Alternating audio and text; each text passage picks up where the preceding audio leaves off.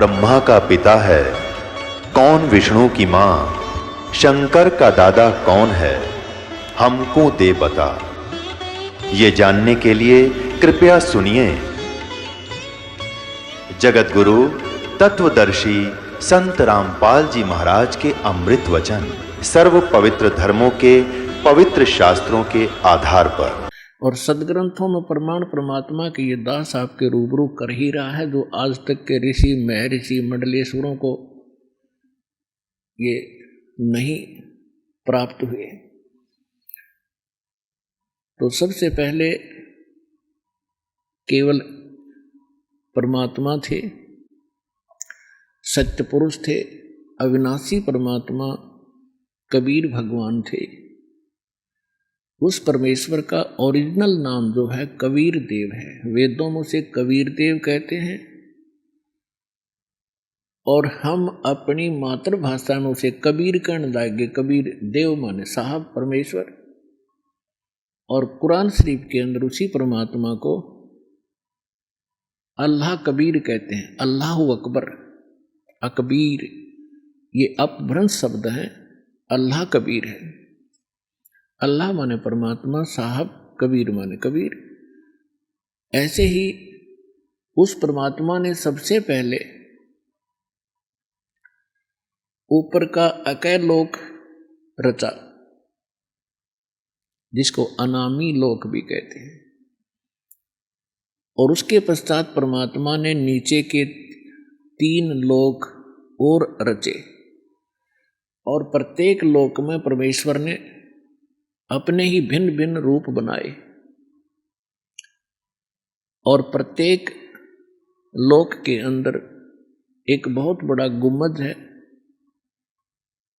बहुत बड़ा सुंदर एक मंदिर नुमा स्थान है। उसके बीच में परमात्मा ने अपना तख्त बनाया है, सिंहासन बनाया है, उसके ऊपर वो विराजमान है। सिर पे मुकुट है, ऊपर श्वेत छत्र है। और परमात्मा के प्रत्येक लोक में परमात्मा की बॉडी का जो लाइट है, परमात्मा के शरीर का जो शरीर प्रकाश है, उसमें प्रत्येक लोक में अंतर है। सतलोक के अंदर परमात्मा के कबीर परमेश्वर जी सत्यपुरुष के एक रोमकूप में जैसी छिद्र है बालों का, इसके करोड़ सूर्य मिला दे, करोड़ चंद्रमा, इतना नूर है पूरी बॉडी का। यानी एक रोमकूप का इतना है तो पूरी बॉडी का कितना होगा, ये हिसाब लगाएं। और उसके बाद ऊपर अलख लोक है, उसके अंदर परमात्मा के ऐसे सिंहासन पर विराजमान है। और वहां उनके शरीर की जो शोभा है वो एक रोमकूप में अरब सूर्य और इतने चंद्रमा दोनों मिला दे तो भी परमात्मा के एक रोमकूप की जो रोशनी है वो तेज है। उसके बाद अगम लोक है। अगम लोक के अंदर परमात्मा के एक रोमकूप की रोशनी खरब सूर्य के तुल्य है। एक रोमकूप की सारी बॉडी की कितनी होगी आप हिसाब लगाएं। उसके बाद जो अकय लोक में परमात्मा विराजमान है तो उनके एक रोमकूप की जो रोशनी है शंख सूर्य, नील पद्म शंख सूर्य जितने प्रकाश है। सतलोक के अंदर परमात्मा ने सबसे पहले सृष्टि रचना की। परमेश्वर कबीर जी ने आदरणीय धर्मदास साहिब जी को बताया तो वो ज्ञानदास अपने शब्दों में आपके रूबरू करेगा। सबसे पहले परमात्मा ने एक वचन से 16 द्वीपों की रचना की सत्यलोक में। और फिर परमेश्वर ने अपने वचन से 16 सुत उत्पन्न किए, 16 पुत्र। प्रत्येक को एक एक द्वीप में रहने का आदेश दिया। कुछ समय उपरांत परमात्मा ने अपने उन्हीं 16 उत्पन्न पुत्रों में से, जिनमें से एक अचिंत है, उसका नाम अचिंत है। उससे कहा कि आप सृष्टि रचना करें, और परमात्मा ने उसको शक्ति दे दी, वचन दे दिया, आशीर्वाद दे दिया। अचिंत ने अपने वचन से अक्षर पुरुष की उत्पत्ति की,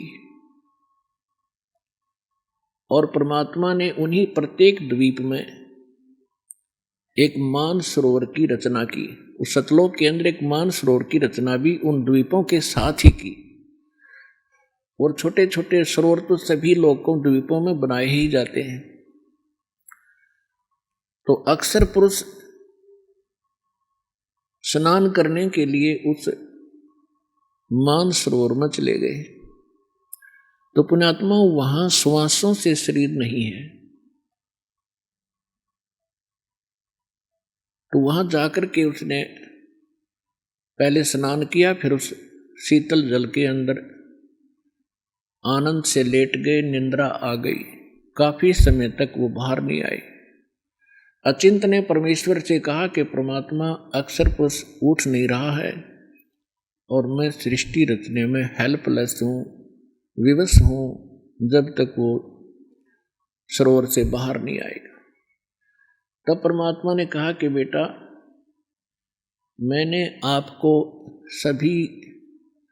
आपको इसलिए ये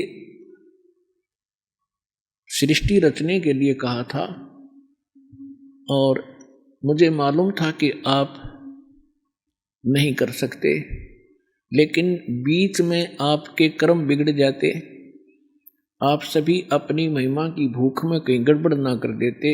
इसलिए समर्थ का काम समर्थ ही कर सकता है, आगे से सावधान रहना पुत्र। यानी इस झटके से उन सभी जितने भी पुत्र थे जब तक उत्पन्न हुए थे, उन सभी को ये एक अच्छा लेसन प्राप्त हुआ। उसके बाद परमात्मा ने क्या किया, उसी सरोवर से थोड़ा सा अमृत लिया, अपने वचन से एक अंडा बना दिया। अंडे में अपने ही बॉडी से, शरीर से, वचन से एक आत्मा उसमें प्रवेश कर दी, और उस अंडे को उस सरोवर में छोड़ दिया। अंडा गड़गड़ करता हुआ जा रहा था, काफी विशाल अंडा बना दिया। एक तो पुण्यात्माओं, भक्ति मार्ग के अंदर, अध्यात्म मार्ग में आप अपने विज्ञान को मत अड़ाना, क्योंकि अध्यात्म मार्ग में कोई इम्पॉसिबल चीज नहीं होती। हमारी बुद्धि उसको ग्रहण नहीं कर पाती, वो हमारी कमजोरी है। इसलिए कोई भी ज्ञान दास आपको बतावे वो गॉड गिवन है। आप बालक, आपकी बुद्धि नहीं कैच करे तो उसको नकारा ना करना, स्वीकार करना। अब जो ही वो अंडा नीचे को जा रहा था, अक्षर पुरुष की निंद्रा भंग होगी। जैसे कोई किसी को अधूरी निंद्रा से जगा दे किसी कारण से भी, तो उसको थोड़ा सा क्रोध होता है। इसी शोर आवाज से वो जागा और क्रोध से देखा कि किसने मेरी निंद्रा भंग करी। वो कोप अंडे में प्रवेश हुआ, जिस कारण उस कोप से अंडा फट गया। उसमें से ये ज्योत निरंजन सर पुरुष निकला। परमेश्वर ने कहा कि तुम दोनों बाहर आओ और अचिंत के द्वीप में चले जाओ। अक्षर पुरुष और सर पुरुष ये दोनों आज्ञा का पालन करके अचिंत के द्वीप में चले गए। उसके बाद परमेश्वर सत्य पुरुष ने, कबीर जी ने अपने वचन से हम सभी आत्माओं की रचना की और हमारे लिए सबके अलग अलग महल बनाए, सुंदर द्वीप बनाए, बहुत लंबे चौड़े, और पूरे सतलोक को सदाबहार वृक्षों से युक्त कर दिया। और वहाँ का जो मटेरियल है, वहाँ के जो पदार्थ हैं, बहुत ही स्वादिष्ट और कभी नाश न होने वाले, कभी समाप्त न होने वाले हैं। फिर क्या हुआ, कुछ दिनों के बाद इस ज्योत निरंजन के अंदर एक खरपतवार पैदा हुआ, खुरापात। इसने क्या विचार किया कि हम 3 जने एक द्वीप में रह रहे हैं और सभी जितने हमारे भाई हैं वो अन्य भिन्न भिन्न द्वीपों में रह रहे हैं। तो उसने क्या अपनी बुद्धि से सोचा, उसने तप शुरू किया। जब 70 युग तक तप कर लिया तब परमात्मा ने पूछा कि ज्योत निरंजन आप क्यों तपस्या कर रहे हो, किस चीज की आवश्यकता है तुझे। ज्योत निरंजन ने यानी सरपुरुष ने कहा कि प्रभु पिताजी ये द्वीप मेरे लिए थोड़ा स्थान है, मुझे अलग स्थान दीजिए। तो परमेश्वर ने उनको 21 ब्रह्मांड दे दिए। जैसे एक धनी पिता अपने पुत्र को अलग से 21 यानी कुछ प्लाट दे देवे, ऐसे समझो। उन 21 ब्रह्मांड को पाकर के ये बड़ा प्रसन्न हुआ। उन प्लाटों को देख देख कर फूला नहीं समावे। फिर इसके मन में आया कि इसमें कुछ रचना भी करूं। उसके लिए फिर ये भिखारी, इसने फिर से तपस्या की। जब 70 युग दूसरी बार तपस्या कर चुका तब परमेश्वर ने पूछा कि क्या मांगता है अब तू, जो मांग रहा था तुझे दे दिया। तब इसने कहा कि परमात्मा है पिता, कुछ सृष्टि रचने की सामग्री प्रदान करें ताकि मैं कुछ रचना करूं। तब परमेश्वर ने, कबीर भगवान ने इसको 5 तत्व और 3 गुण दे दिए। अगले बेटा तू खेल खिलौनों से।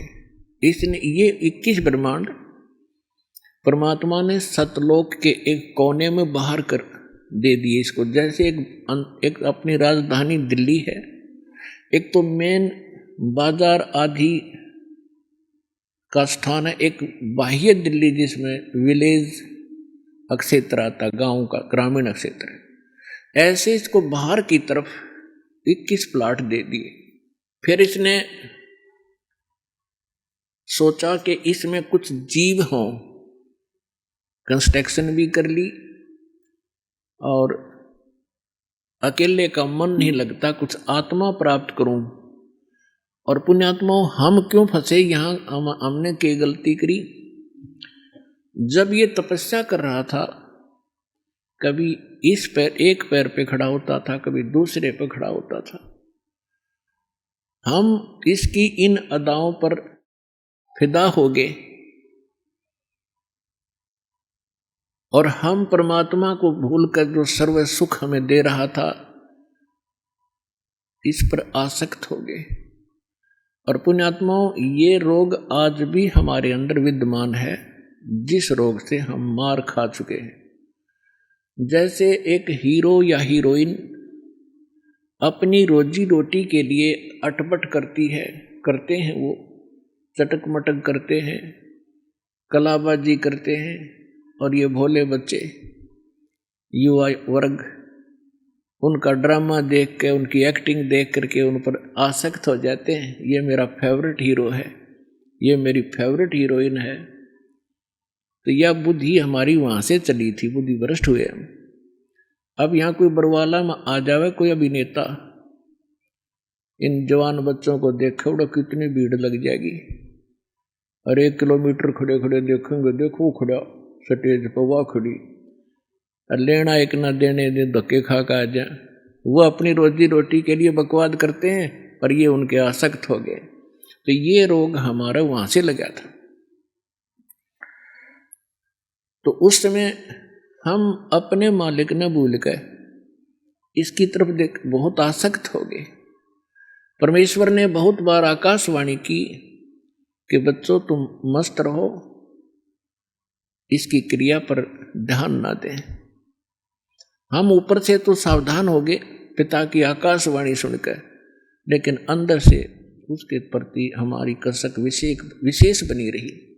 वो अंतर्यामी है, वो जान गए कि ये प्राणी अब यहां रहने के योग्य नहीं।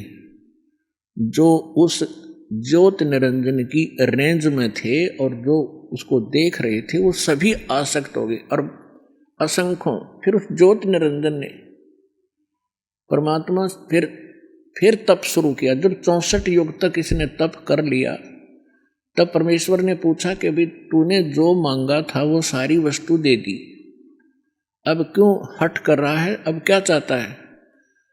तब इसने कहा पिताजी मुझे कुछ आत्मा दे दो, अकेले का दिल नहीं लगता। परमेश्वर ने कहा कि भी देखो 64 युग तूने तप किया, तीसरी बार इसकी प्रतिफल में और तुझे दे सकता हूं, प्लाट कितने ले ले ब्रह्मांड, पर आत्मा नहीं दे सकता। ये मेरा अंश है, मेरी वचन से उत्पन्न हुए हैं, ये मेरी आत्मा है, मेरे शरीर से निकली है। अपन आत्माओं, आप किसी माई बहन से पूछकर देखना।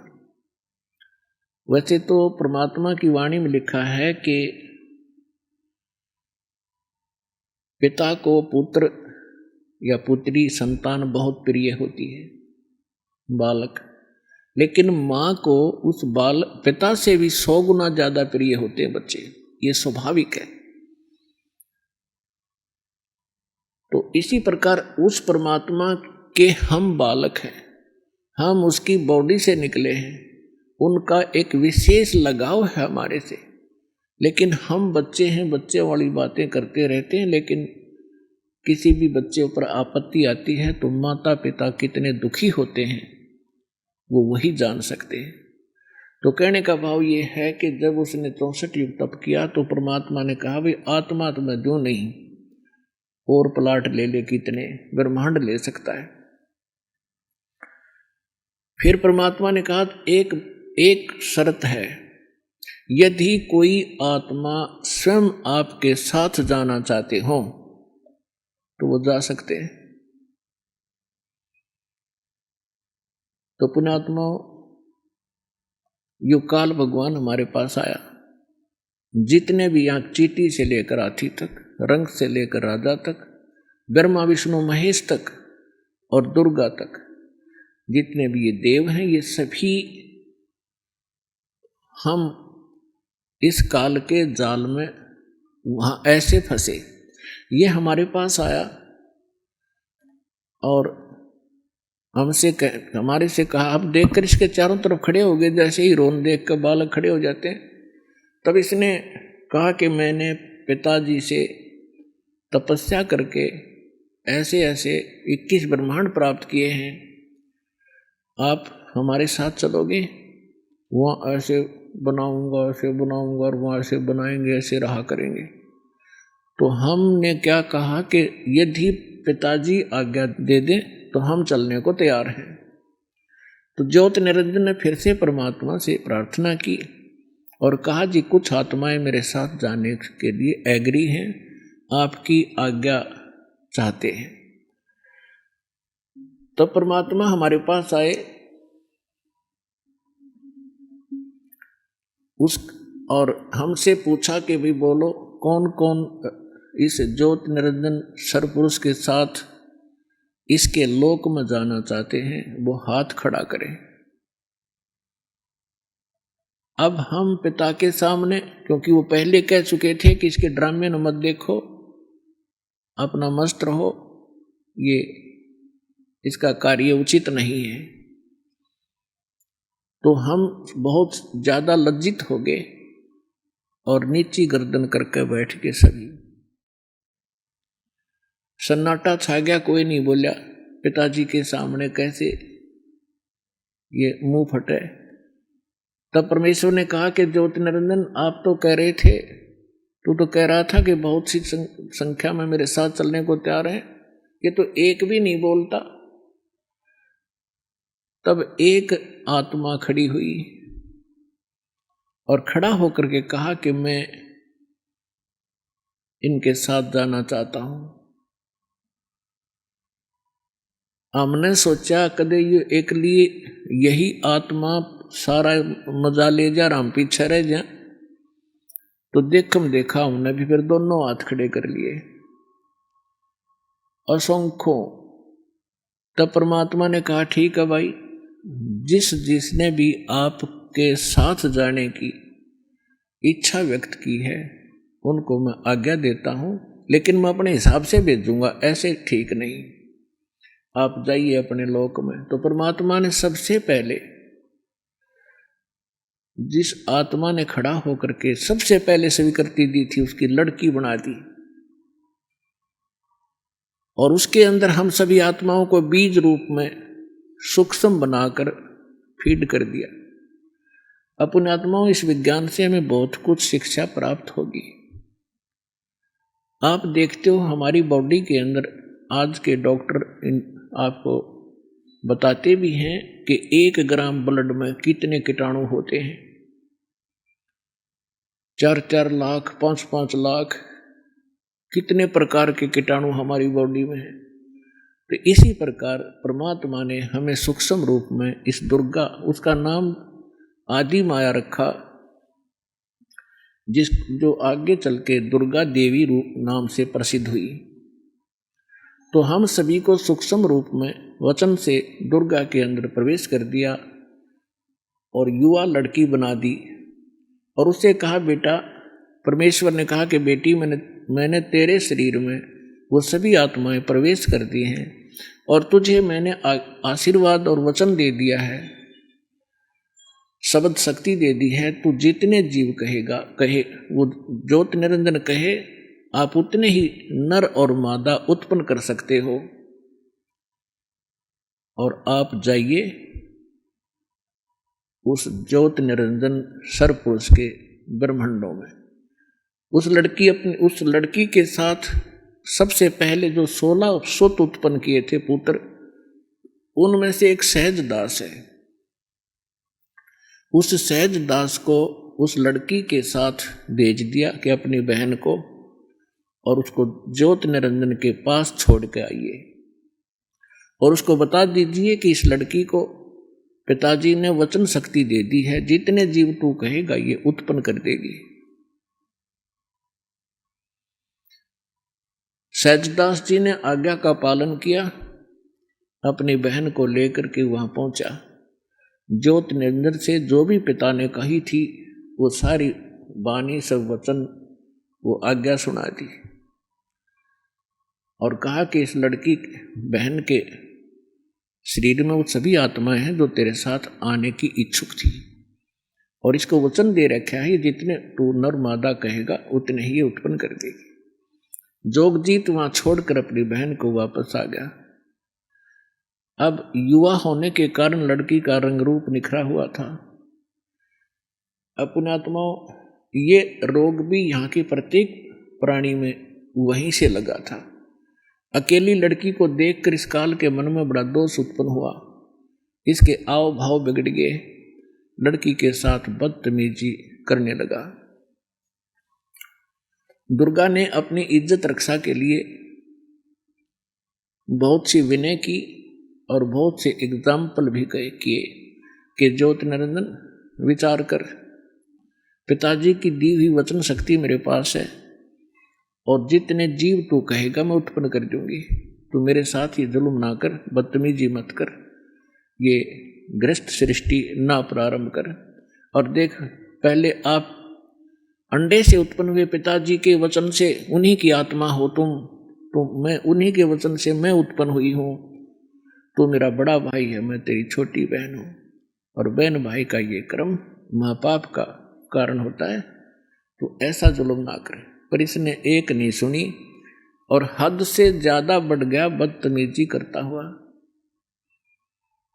और कहा कि यहाँ और तू और मैं हैं और यहाँ कोई नहीं आ सकता। लड़की ने देखा कि ये तो बकवास करने पर तुल गया, अपना सूक्ष्म रूप बनाया, और जो ही वो बकवाद करने के लिए मुंह खोले हुए था, आलिंगन करता हुआ उसके मुख के माध्यम से और पेट में चली गई, और कहीं अपनी इज्जत की रक्षा उसने में लगी नहीं, कोई बचाव का स्थान नहीं दिखा, और वहां से पुकार किया कि हे पिताजी मेरी रक्षा करो, मेरे साथ ऐसे ऐसे बदतमीजी कर दी, और अपनी इज्जत रक्षा के लिए मैंने इसके पेट में शरण दे रखी है, मुझे बचाओ। परमात्मा को पता था कि इन्होंने भरी थाली कर ठोकर मार दी, यह सारे सुख उपलब्ध थे और इस दुष्ट के साथ ये आकर्षित होकर इसे लेंगे टिंडे। अपने आत्मा बहुत सी शंकाएं उत्पन्न होती हैं प्रथम बार जो इस सृष्टि रचना को सुनते हैं, लेकिन ये कोई डूम बाट के गीत नहीं है। हमने आज तक जो भी ज्ञान सुन रखा था वो बिल्कुल अनकम्प्लीट था, कोई सिर पैर नहीं था उस ज्ञान का। तो यहाँ परमात्मा ने क्या किया, अपने ही पुत्र जोगजीत का रूप बनाया और वहां ज्योत निरंजन के उस 21 ब्रह्मांड में पहुंच गया, उस स्थान पर जहां वो खड़ा था। जोगजीत को देखकर वो एकदम सतर्क हो गया और कहा कि ज्योत निरंजन तूने बड़ा जुल्म कर दिया और आदेश सुन ले परम पिता का, आज से तेरा नाम काल होगा। तो उस लड़की का काल का कारण बना, क्योंकि इसने अपनी इज्जत रक्षा के लिए तेरे पेट में शरण दी। लड़की को परमात्मा ने जोगजीत रूप में ज्योत निरंजन का पेट चाक करके वचन से वो लड़की बाहर निकाल दी, पेट पर चीर के, और कहा कि तुम दोनों यहां से निकल जाओ, आज से तुझे ये श्राप लग गया है, 1 लाख मानव शरीरधारी तू नित्य आहार करेगा और 1.25 लाख की उत्पत्ति डेली करा करेगा, और चले जाइए यहाँ से अपने 21 ब्रह्मांड लेकर। ऐसे उस पवित्र लोक में ऐसे दुष्टों की कोई स्थान नहीं है। अब दुर्गा ने गलती की, सबसे पहले खड़ी हुई, अपने पिता ने भूल के। हमने गलती की, हम उस अपने मालिक ने छोड़ के इसके पीछे लग गए।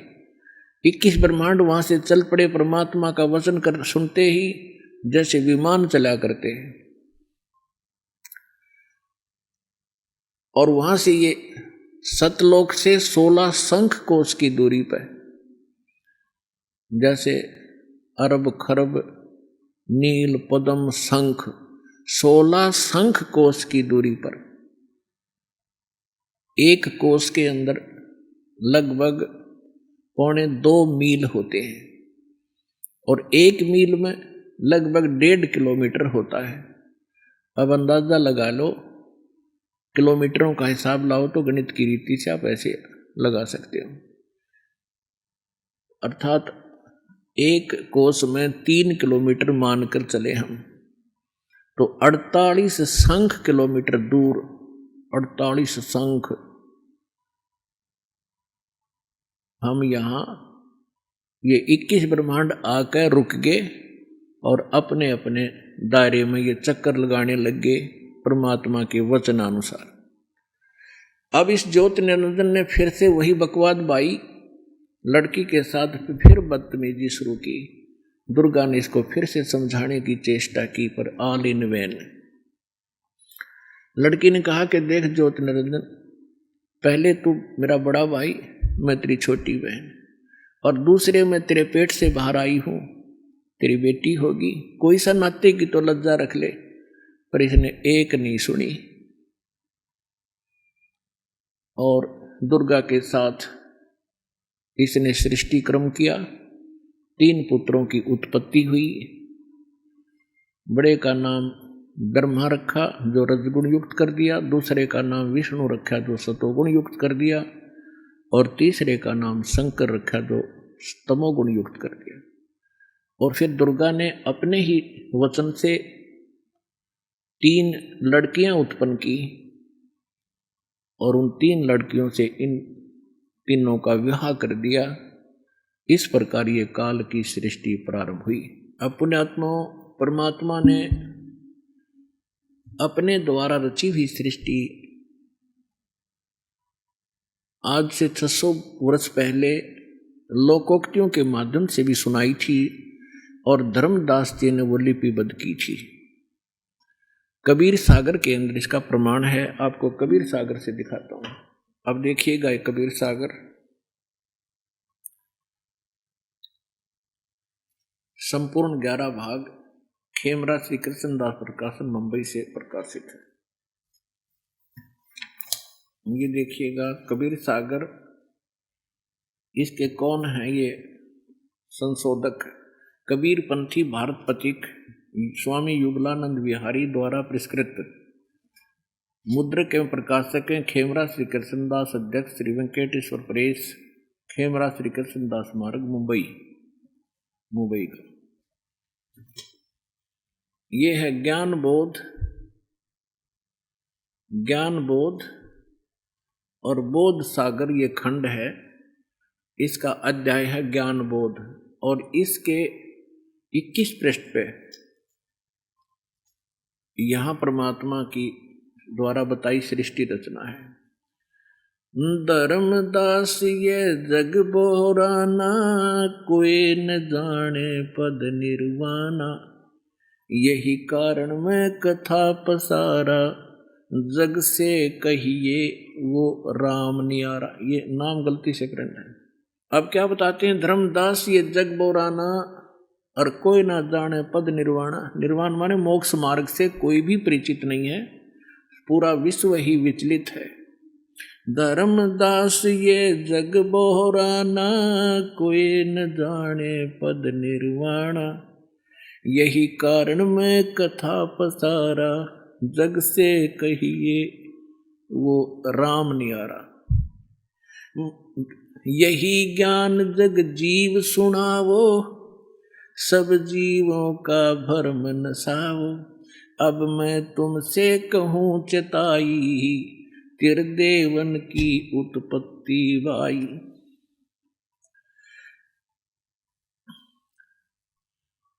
कुछ संक्षेप कहूँ गहुराई, सब संशय तुमरे मिट जाई, भरम गए जग वेद पुराना, आदि राम का वेद न जाना, राम राम सब जगत बखाने, आदि ये राम है, आदि राम कोई बिरला जाने, राजा राम सबको यह जग जाने, तुम सोता को भेद बखाने। ज्ञानी सुने, जो मैं कथा सुनाने जा रहा हूँ सृष्टि रचना की, कहते हैं अब मैं तुमसे कहूँ चिताई, तिरदेवन की उत्पत्ति भाई, इससे संबंधित है।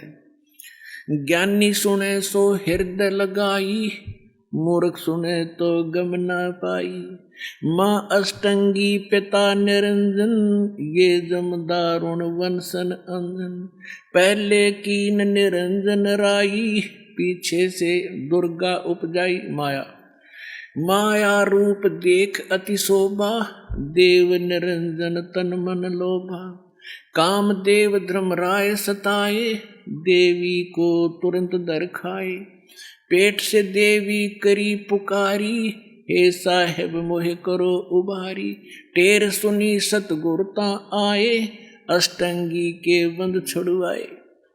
अब इस काल को यहाँ इसने धर्मराय भी कहलाता है, इसने कहा था मैं धर्म का राज करूँगा, सत्य का राज करूँगा, और जैसा कोई कर्म करेगा वैसा ही फल दूंगा, इसलिए यहाँ इसको कहा है। धर्मराय को हिकमत कीना, नख रेखा से बग कर लेना, धर्मराय करे भोग विलासा, माया को रही तब आशा, धर्मराय तीन पुत्र अष्टंगी जाए, ब्रह्मा विष्णु शिव नाम धराए, तीन देव विस्तार चलावे, इनमें ये जग धोखा खाए, पुरुष गम कैसे कोई पावे, काल निरंजन जग भरमावे, तीन लोक अपने सुत दीना, सोन निरंजन बासा लीना, अलख निरंजन सोन ठिकाना, ब्रह्मा विष्णु शिव वेद न जाना, तीन देव सो उसको ध्यावे, निरंजन का वो पार न पावे, अलख निरंजन बड़ा बटपारा, तीन लोक जीव कीन आहारा, ब्रह्मा विष्णु शिव नहीं बचाए, सकल खाए पुन दूर उड़ाए, तिनके सुत हैं तीनों देवा, अंदर जीव करत हैं सेवा, अकाल पुरुष का हो नहीं चीन्या, काल पाए सभी गए लीना। ऐसे फिर कहते तीनों देव और असुर अवतारा, ताको भजे सकल संसारा, तीन गुणों का ये विस्तारा, धर्मदास मैं कहूँ पुकारा। गुण तीनों की भक्ति में ये भूल पड़ो संसारे, कह कबीर निज नाम बिना कैसे उतरो पार। अपने आत्मा परमात्मा ने 600 वर्ष पहले ये ज्ञान दिया था, और उस समय परमेश्वर के इन अनमोल वचनों को, इस सत्य ज्ञान को हमारे नकली धर्मगुरुओं ने ये कहकर हमसे दूर कर दिया कि कबीर जो है ये अशिक्षित है, ये शूद्र जाति से संबंध रखता है, इसका ये मालूम नहीं वो हिंदू है या मुसलमान है, और ये हमारे हिंदू देवताओं को, ब्रह्मा विष्णु महेश को नासवान बताता है, इनके विषय में ऊट पटांग बकवास करता है, इसकी बातों को कोई ना सुनना। तो उस समय इन नकलियों की दाल गलगी। हमारे पूर्वज अशिक्षित थे और हमारे धर्मगुरु एक संस्कृत भाषा जाने थे, और हमारे सभी सदग्रंथ संस्कृत भाषा में लिपिबद्ध थे। इन मंदबुद्धियां के कुछ समझ मत आई नहीं, अपनी लोक वेद दंत कथा सुनाते रहे और नाम इन सदग्रंथों का लेते रहे कि हम इन सदग्रंथों से ही आपको ये तत्व ज्ञान, सब ज्ञान सुना रहे हैं कि ब्रह्मा विष्णु महेश के कोई माता पिता नहीं, अजर व अमर हैं, सर्वेश्वर हैं, महेश्वर हैं, ये सभी ब्रह्मांडों के रचनहार यही हैं, सबको सर्वेश्वर यही है। और फिर कोई विष्णु जी को सर्वेश्वर, कोई श्री राम जी को सर्वेश्वर, कोई श्री कृष्ण जी को, कोई भगवान शंकर को, कोई देवी को, कोई सिर पैर नहीं था हमारा। अब उस समय तो हमें ये बात जच गई उन नकली गुरुओं की कि कबीर जी अशिक्षित हैं, ये सदग्रंथ तो नहीं जान सकते, और जो कुछ भी ये कह रहे हैं हमारे देवताओं के बारे में, इनकी उत्पत्ति के बारे में, ये सारी झूठ है। और जिससे उनकी दाल गली रही, क्योंकि उनको खुद मालूम नहीं था सदग्रंथों में लिखा क्या है। अपने आत्माओं, यदि परमात्मा 600 वर्ष पहले ये ज्ञान नहीं लिपिबद्ध करवा के जाते तो आज हम भगवान नहीं पहचान सकते थे। अब देखो, जिसको अशिक्षित कहें, संस्कृत भाषा जानता नहीं, यदि परमात्मा किसी अन्य वर्ण में आ जाते, ब्राह्मण वर्ण में संस्कृत पढ़ लेते, तो आज एक और डिफिकल्टी पैदा हो जाती कि भाई ब्राह्मण था, इसका समझ में आ गए होंगे सदग्रंथ, और अनमान्य नहीं, और लोग और ब्राह्मणों को समझ में नहीं आई, तो इसलिए इसने सदग्रंथों की जानकारी थी। तो परमात्मा तो अशिक्षित थे इन्हीं के शब्दों में, लेकिन वो अशिक्षित नहीं, वो विद्वान थे। और यजुर्वेद अध्याय नंबर 40 के श्लोक नंबर 11, 12, 13 में कहा है कि वो तत्वदर्शी संत ही बताएगा विद्वान और अविद्वान की परिभाषा। एक कोई तो जिसने अक्षर ज्ञान हो गया उसको विद्वान कह देते हैं, जिसको अक्षर ज्ञान नहीं है उसको अविद्वान कहते हैं, लेकिन विद्वान और अविद्वान की परिभाषा वो तत्वदर्शी संत बताओगा।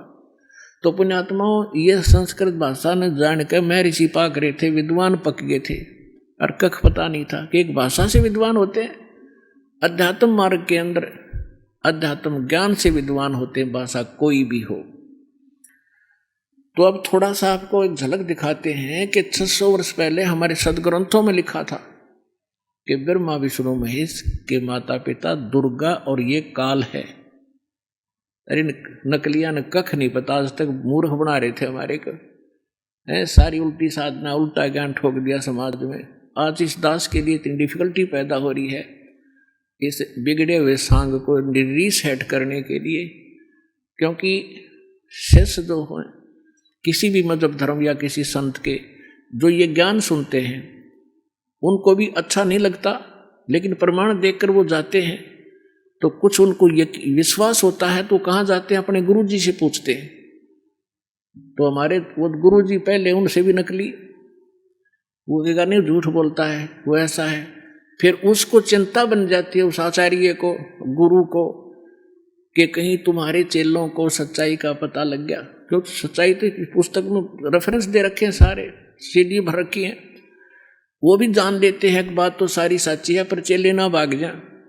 अब उनको ये चिंता बनी हुई है, लेकिन अब समय आ लिया है, ये तो चिंता बनो चाहे ना बनो, ये चेले तो सारे यहीं आने हैं एक दिन, थोड़ा समय बेशक लग जाए।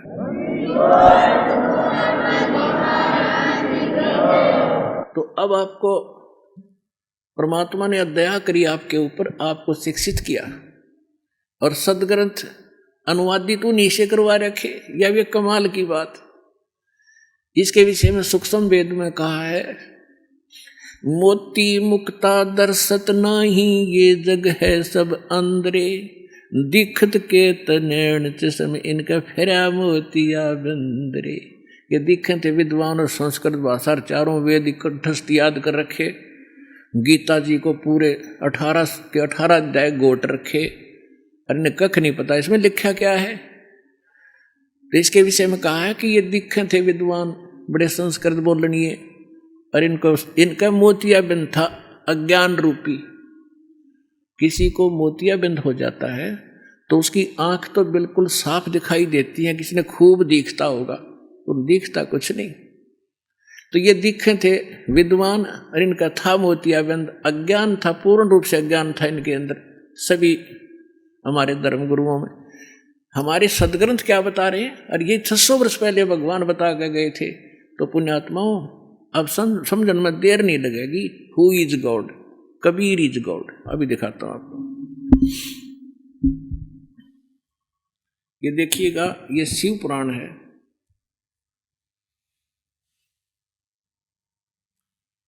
संक्षिप्त मोटा टाइप, केवल हिंदी। और ये कहां से छपा है? गीता प्रेस गोरखपुर से। और कौन है इसके अनुवादक?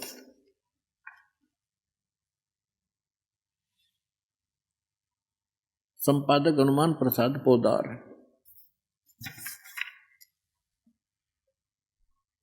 ये प्रकाशक मुद्रक यहां से है। एक समय नारद जी ने अपने पिता ब्रह्मा जी से पूछा, क्योंकि ब्रह्मा जी ही सबसे पहले उत्पन्न माने जाते हैं, बड़े पुत्र, और इन्हीं को वेदों और सभी ज्ञान का एक कर्ता धर्ता मान रखा था इन्होंने। इसलिए नारद जी ने अपने पिताजी से पूछा। अब देखिएगा, ये है रुद्र संहिता। रुद्र संहिता और ये संक्षिप्त शिव पुराण 98 पृष्ठ से हम शुरू करेंगे नीचे तक, और ये 5वां अध्याय है रुद्र संहिता का, यह एंड हो गया। अपने पुत्र नारद की यह बात सुनकर लोक पितामह ब्रह्मा वहां इस प्रकार बोले। अब 6ठे अध्याय से शुरू होते हैं 99वें पृष्ठ पे। ब्रह्मा जी ने कहा, ब्रह्मन देव शिरोमणि नारद से कहा, तुम सदा समस्त जगत के उपकार में ही लगे रहते हो। तुमने लोगों के हित की कामना से बहुत उत्तम बात पूछी है।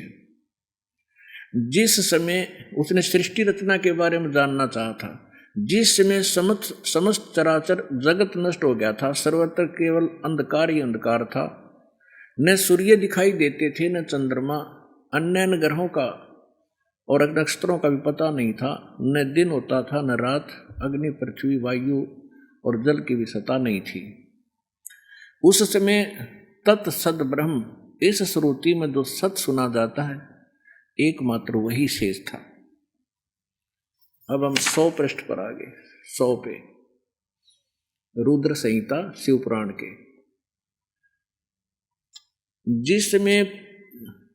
जिस परब्रह्म के विषय में, ये ब्रह्मा जी ज्ञान बता रहे हैं, जिस परब्रह्म के विषय में ज्ञान और अज्ञान से पूर्ण, यानी कुछ सच्ची कुछ झूठी, मैं बताने जा रहा हूं। ब्रह्मा जी कह रहे हैं कि जिस परब्रह्म के विषय में कुछ ज्ञान कुछ अज्ञान पूर्ण युक्तियां सुनी जाती हैं, वो बताता हूं, यानी कुछ सच्ची कुछ झूठी। ये देखो,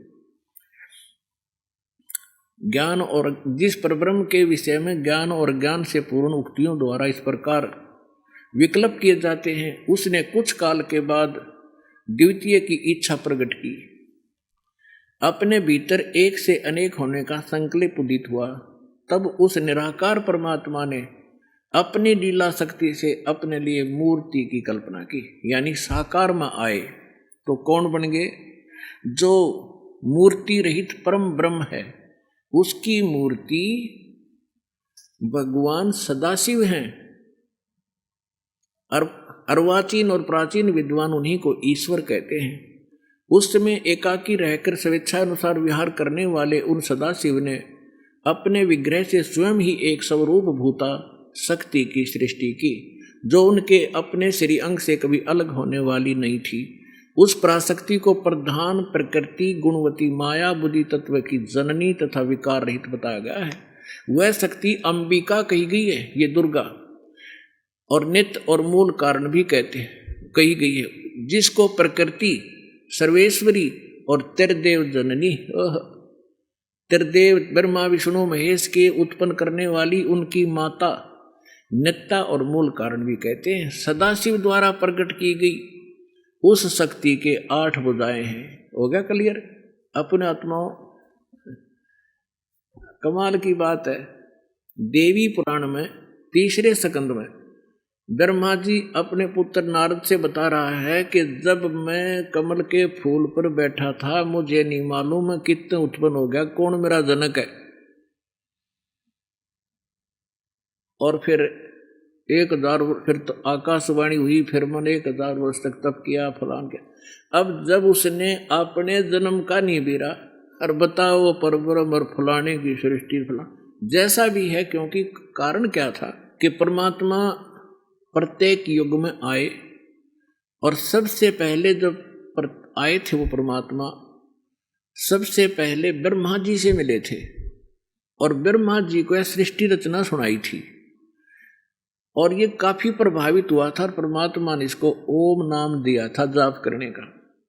फिर परमात्मा गए थे विष्णु जी के पास, विष्णु जी ने भी काफी प्रभाव से बड़ी लगन से ज्ञान सुना था और शिष्य हुए थे। प्रथम मंत्र उनको हरियम नाम दिया था परमेश्वर। और तीसरी बार फिर शिव जी के पास भी गए थे, शंकर भगवान के पास, उन्होंने भी ज्ञान सुना था और उनको उन्होंने परमात्मा ने, जो वेदों में भी मंत्र नहीं है, वो सोहम मंत्र दिया था। तो यहाँ गरीबदास साहब ने बताया है कबीर साहब की से मुख कमल से सुनकर कि हम बैरागी ब्रह्मपद सन्यासी महादेव पर सोहम मंत्र दिया शिव जी को, करे हमारी सेव। तो ये तीनों भगवानों को परमेश्वर आकर मिले थे संत रूप में और इन्होंने पहले तो ज्ञान ग्रहण किया क्योंकि ज्ञान सुना, सृष्टि रचना सुनी। फिर पीछे से काल ने इनके मन में ऐसा भूत बांट दिया और ऐसी प्रेरणा कर दी कि ये क्या जाने ये ऋषि वेदों और उनसे अलग से कहाँ से ज्ञान ले आया, वेद ही सर्वश्रेष्ठ हैं। तो दूसरी बार जब परमात्मा गए कि इनको आगे कुछ बढ़ाऊं, तो ब्रह्मा जी ने भी, विष्णु जी ने भी, शिव जी ने भी, तीनों ने उनका ज्ञान नकार दिया कि नहीं, जो वेदों में ज्ञान है हम उसी को मानते, उससे आगे हम नहीं मानेंगे। उसे हटकर जो आप बता रहे हो हमें समझ में नहीं आ रहा। लेकिन वो जो सृष्टि रचना मालिक से सुनी थी वह ऊट पटांग अटपट करके अब यहाँ सुनाई उसने, कुछ सच्ची कुछ झूठी। अब उसका एक झलक है ये आपके सामने, देखिएगा। अब ये क्या कहते हैं ब्रह्मा जी, 100 पृष्ठ पर हम पढ़ रहे हैं रुद्र संहिता के, कि ये क्या कह रहे हैं कि जो मूर्ति रहित परम ब्रह्म है उसकी मूर्ति भगवान सदाशिव है। ये काल कैसे छल करता है, इसने कसम खा रखी है, प्रतिज्ञा कर रखी है कि मैं अपने वास्तविक रूप में कभी किसी को दर्शन नहीं दूंगा। तो किसी को ये शिव रूप में दर्शन दे देता है, किसी को अपने पुत्र विष्णु के रूप में, किसी को अपने पुत्र शंकर यानी ब्रह्मा के रूप में। तो इस प्रकार यहाँ ब्रह्मा जी विचलित है, इसको सदाशिव कह रहा है। अब देखिएगा ये है ये काल भगवान, आगे स्पष्ट होगा इसी में।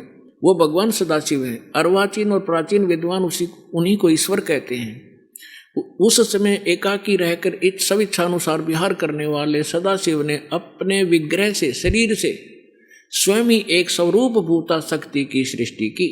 ब्रह्मा जी अपने अज्ञान में लिपापोती करण की कुचेष्टा करा रही, वह सच्चाई सामने हमारे आनी थी, जो दास ने आपको कथा सुनाई, जो परमात्मा ने सुना रखी है। और अभी आपने दास ने मौखिक सुनाई, वो इसका एक ये प्रमाण मिल रहा है इसमें। ये क्या कह रहा है कि सदा शिव ने, ये काल भगवान ने अपनी इच्छा से अपने अंदर से एक लड़की उत्पन्न की और वह दुर्गा कहलाई। खाक है ये। अब देखो, अब उसने ये कैसे पता लग गया? ऐसे हुआ जब वो खुद का मन अपनी सृष्टि, अपने जन्म का ना बेरा उसकी बताने लग रहा अपने बाप की, तो ये तुक्के मारे परमात्मा से सुनकर इसने उलझाने की चेष्टा की, लेकिन सच्चाई छुपा नहीं करती। आइए अब हम उन श्रद्धालुओं के अनुभव जानते हैं जो जगत गुरु तत्वदर्शी संत रामपाल जी महाराज जी से दीक्षा प्राप्त कर चुके हैं तथा उनके द्वारा बताए गए भक्ति मार्ग पर चल रहे हैं। नमस्कार सर। नमस्कार सर। सर क्या नाम है आपका? मेरा नाम कुम्भन दास साहू है जी। कुंभन जी आप कहाँ से हैं? मैं छत्तीसगढ़ राजनांदगांव जिला से हूँ जी। कुंभन जी, संत रामपाल जी महाराज से नाम दीक्षा आपने कब ली? 5 जुलाई 2013 को लिया जी। संत रामपाल जी महाराज से नाम दीक्षा लेने से पहले आप क्या भक्ति साधनाएं करते थे? संत रामपाल जी महाराज से नाम दीक्षा लेने से पहले मैं हमारे घर में पुराना जो चलते थे हमारे दादा परदादा के ज़माने से, दामा खेड़ा से कबीरपंथ से नाम दीक्षा लिए हुए थे वो लोग। उसी के अनुसार हम भी संत परंपरा जो चल रहे थे उसी के हिसाब से हम लोग गुरुवारी के हिसाब से नाम दीक्षा लेकर भक्ति करते थे। उसके अलावा हम सभी देवी देवताओं का भी पूजा पाठ करते थे जी। सर आपने बताया कि आप दामाखेड़ा पंथ से जुड़े हुए थे, तो फिर संत रामपाल जी महाराज की शरण में आप कैसे आए? अब ऐसा है जी कि दामेखेड़ा पंथ से तो जुड़े हुए थे, लेकिन जैसे कि कबीर साहब के वाणी में आते हैं कि पाथर पूजे तो हरि मिले, तो मैं पूजे फलाहार, जा से भली जो पीस खाए संसार।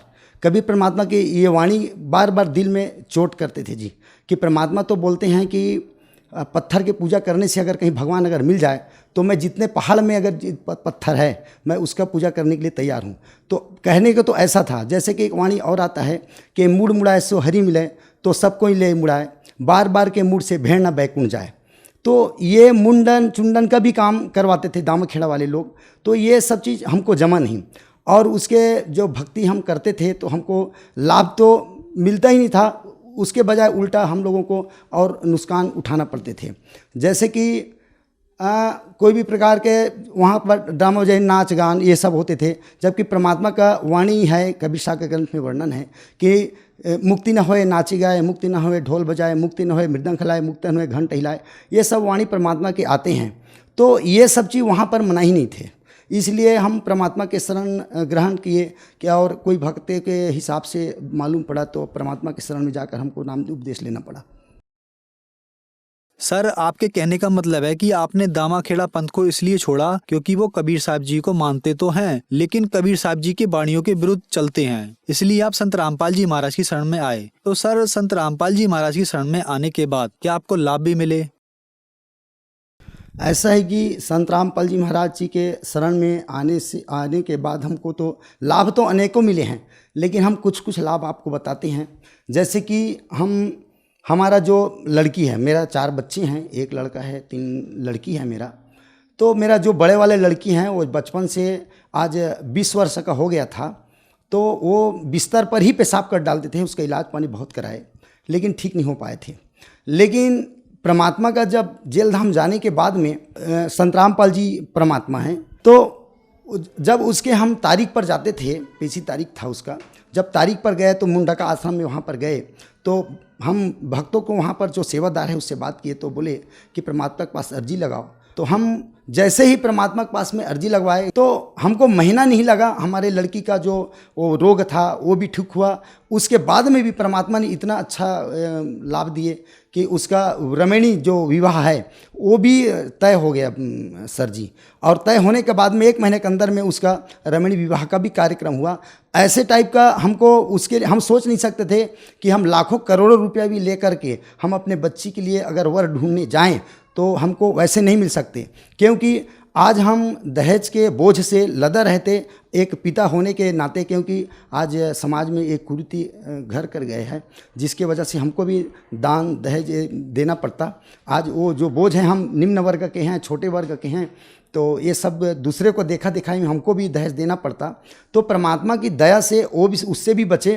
जैसे कि हम दूसरे को देखते थे, हम बहुत शौकीन थे शुरू से, तो दूसरे को देखते थे, बाइक वाइक तो था अपने घर पर, लेकिन हमको भी शौक लगता था कि हमारे फैमिली लंबा है तो हमारे घर में भी 4 पहिया वाहन हो।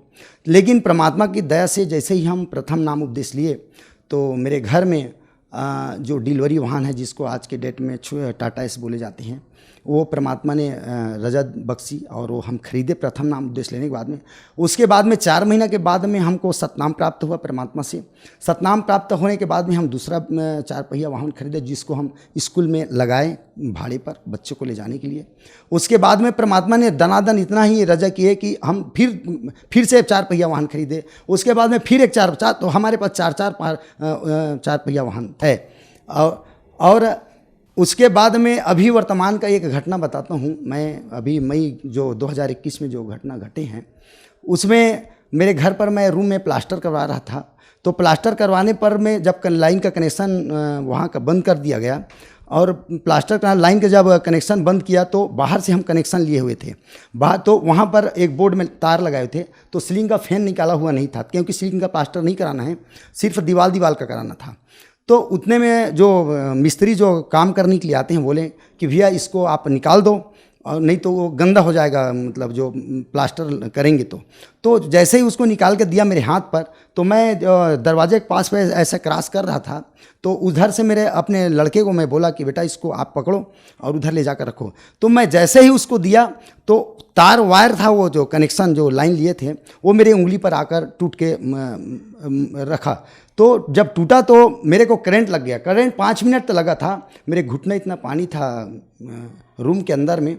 तो मैं परमात्मा की दया से, अगर मान लो मैं परमात्मा से अगर नाम उपदेश संत रामपाल जी महाराज से नहीं लिया रहता, तो आज वो जो 2 मिस्त्री था, एक वर्कर था और काम करने के लिए मजदूर आए थे, वो मेरे भी लड़का भी साइड में खड़ा हुआ था।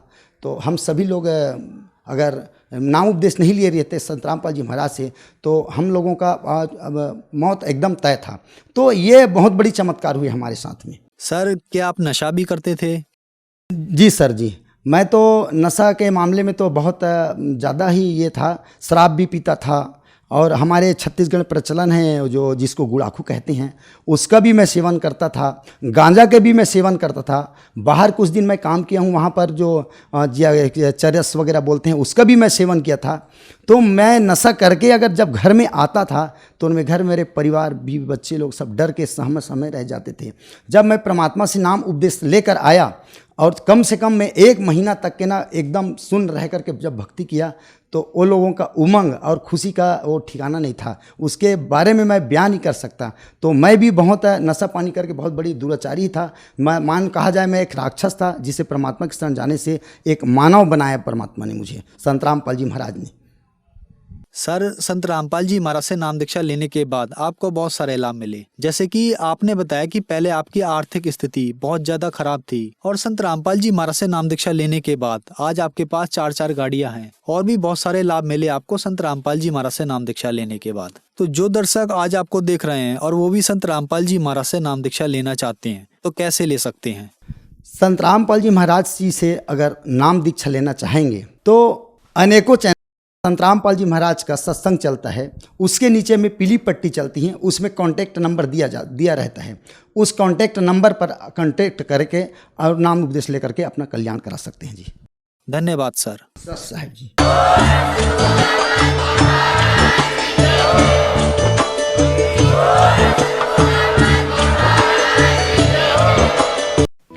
आप सुन रहे थे जगत गुरु तत्वदर्शी संत रामपाल जी महाराज के मंगल प्रवचन।